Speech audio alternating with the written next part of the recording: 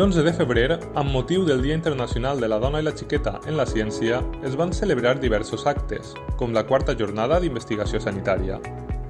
A més, aquest any la Conselleria de Sanitat ha volgut fer un homenatge a xarxes socials a algunes de les científiques valencianes més destacades en l'àmbit sanitari.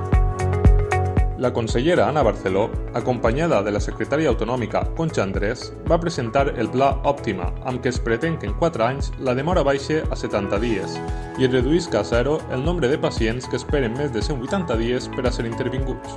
A més, la consellera va anunciar que la demora mitjana del mes de gener es va situar en 86 dies, el que suposa una disminució de 4 dies respecte al mes de desembre.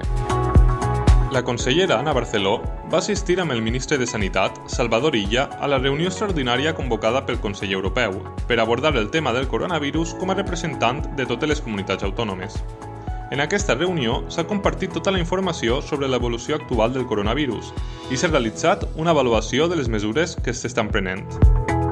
La Unión Europea está preparada para afrontar todas las incidencias que se produzcan en una epidemia que nació y empezó en China, pero que no estamos exentos de correr algún tipo de riesgo.